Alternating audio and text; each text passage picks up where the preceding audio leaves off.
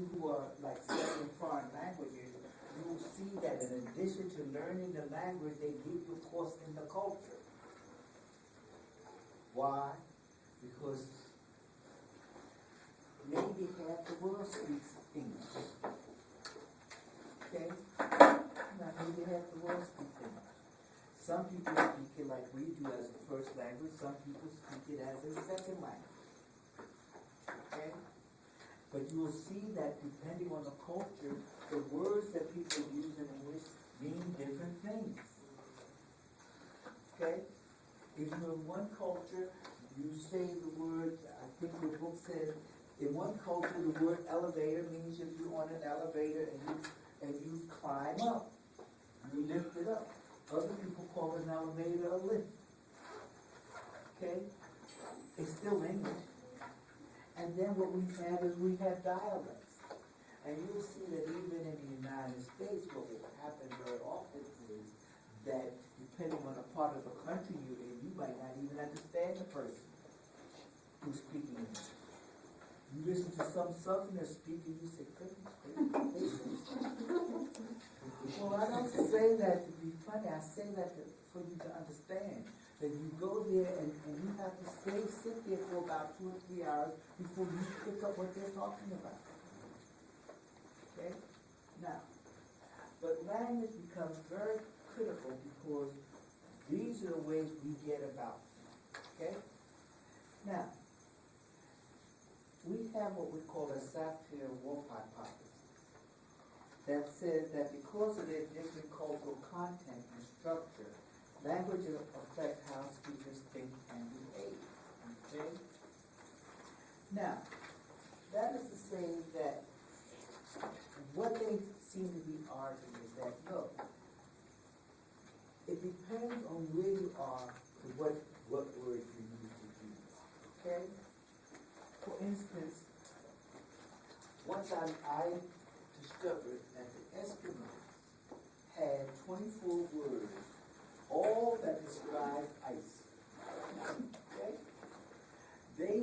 When they started talking, ice is important to them.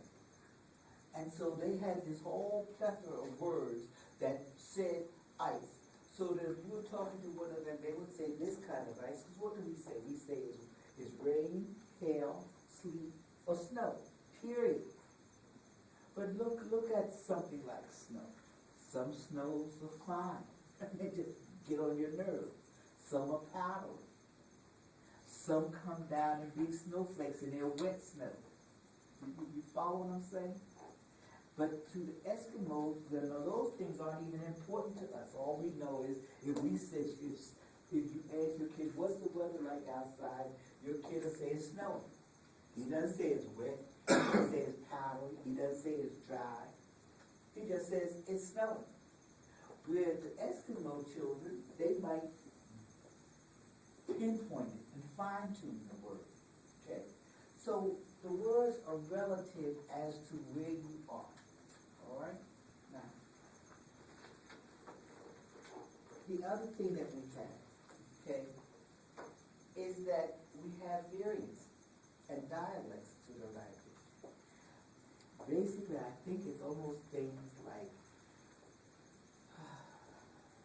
it's almost things like each generation might talk different. Okay? The words change in the language. Okay? You have words that you use in text messaging that are totally different than what other people say that I'm used to using. You fine-tune everything. You shortcut everything, but that's a language to you. Okay? You speak in slang. All your generation knows what particular slang means. Not my generation, because we had a different slang. And the one before me had another slang. Okay? Like you might say something like cheaters, which is a popular thing back in 1920. Those were like eyeglasses. Okay? Things of that nature. Everything means something different. Okay? Now, so basically, notice that when we talk about language to a large extent, we talk about one-to-one type interaction very often.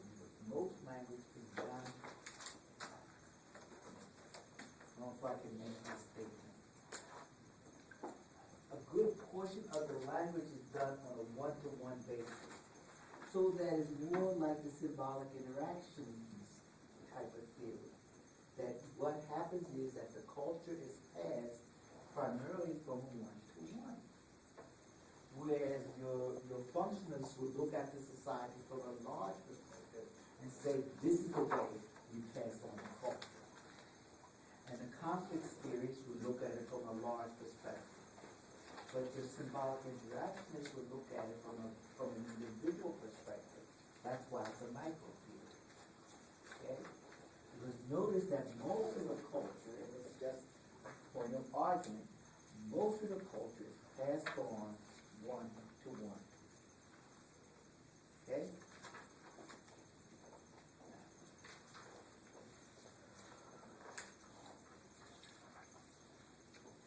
Now, the other thing that we can do, okay, is that culture is reproduced, okay?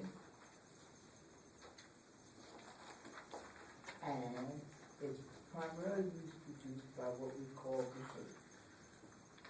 Now, what is behavior? Notice that these are all words that we use every day.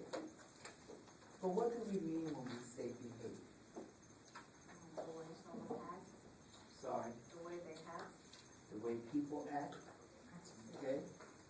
Now, what people are we talking about?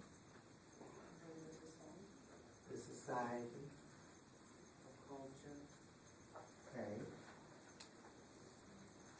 We can even be talking about a little subculture, right? Okay? And what does behavior do? Is anything peculiar about the way people act? What's that?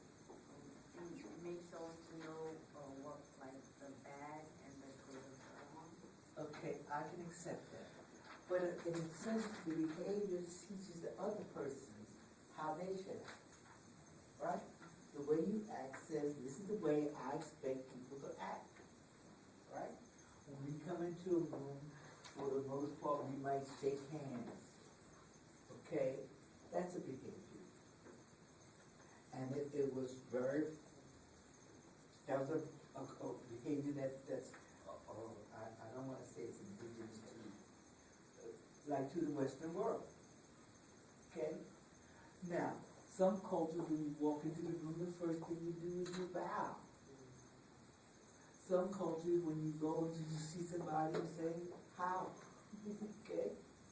All the cultures are different. They're all behaviors, and they're all ways that we teach people